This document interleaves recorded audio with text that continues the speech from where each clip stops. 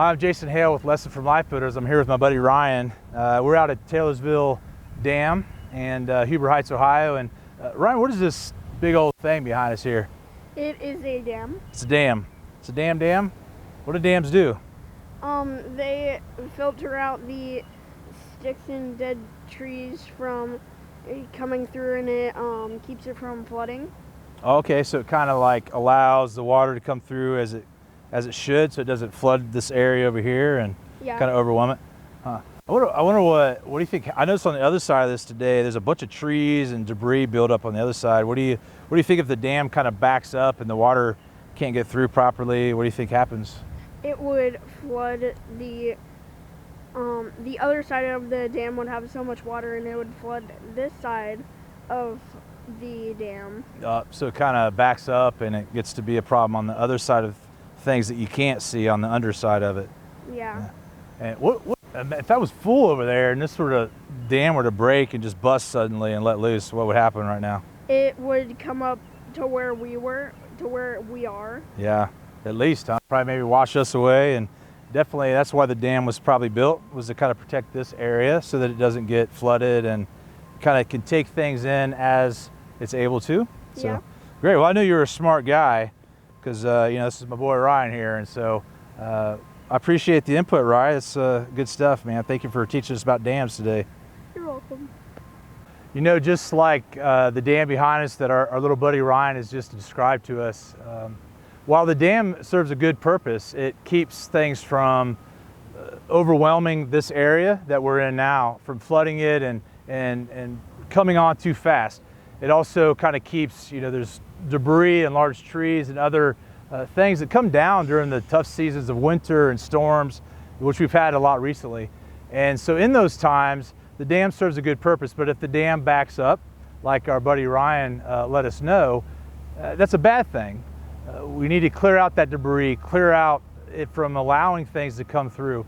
And so we as people are much the same. If we don't allow ourselves to unblock the problems going on, to kind of clear the dam once in a while, we too become a little backed up in our minds and our spirits and our emotions. And so, talking today a little bit about how do we get these releases? Today is, it's been a beautiful day, one of the best we've had in a while. We've had a lot of issues going on, all of us, a lot of challenges financially, emotionally, relationally during the crisis and other times. It's a difficult time.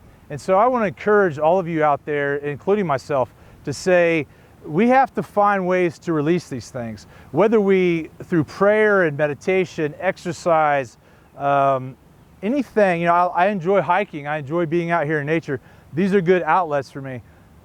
But sometimes we need to go deeper than that. We need to have those internal circle of counsel and friends and people we depend on. Maybe it's a parent, a best friend, a pastor, a counselor. I do professional counseling and ministry as well, and sometimes there's a real benefit from just simply being able to talk through what's kind of stuck in us. And the problem is, if we don't do that, just like the dam, that the backside that's unseen begins to flood, begins to fill, begins to get all kinds of buildup in it, and we may not even see that the pressure's building, and then one day suddenly there's a problem. We begin to manifest it physically, mentally, emotionally. Man, if the dam were to actually break and crack and there's an instant release of all that, well, that might look something like road rage, people in domestic violence suddenly having these outbursts that are just out of place and out of order, and you wonder, where did that come from? But the whole time the backup has been on the back end. And so I encourage you to not only take care of yourself, health-wise, vitamins, diet, exercise, get that release, find enjoyment, find things that bring you peace and tranquility, that get you excited to have fun, and don't ignore the signs that you're feeling a little dammed up, that you're feeling a little backed up in your emotions. And certainly when we see the red flags of the dam cracking, it's a good time to reach out for help. Obviously through Life Builders, we offer counseling and life coaching and services, but there's a lot of services out there. And so you can hop onto our YouTube channel, Lessons from Life Builders. Go over and look, join us on Facebook at either Life Builders Personal Development or Lessons from Life Builders as well. And we're happy to either help, pray with you, get you in the right direction of help. But whatever you do, don't ignore the signs that there's a problem, that you don't know what to do with the pressure building up. Because these are certainly times and days, even outside of the COVID-19 and all that stuff, these are difficult days. And we can get isolated, we can be lonely, we can be frustrated, and we begin to really stagnate, and we begin to build up in our pressure, and that affects us physically, mentally, emotionally, spiritually. And so find what outlet you need. If you're in need of help, please reach out to us. We're happy to give you guidance in the direction that would be best for you. And so keep that thought in mind today. If you're feeling pressured, if you're feeling bound up a little bit, that find a release. Sometimes it could be as easy as taking a walk, getting outside, watching a comedy, having fun. Do something to get the energy out. But if it's beginning to get to a level, I have an inner circle of pastors, friends, mentors that I might text and say, hey, I'm not doing great. Please pray for me. Think of me.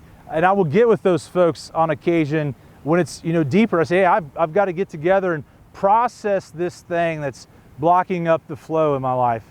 And that's important. We all need that. Having wise counsel, having people to have a listening ear is valuable. It's biblical. It's universally true. And there's no denying it. We all need it. We're built for one another. We're built for relationship. So I'm Jason Hale. This has been a lesson from Life Builders. I thank you for being with us. We're praying for you. Please keep praying for us.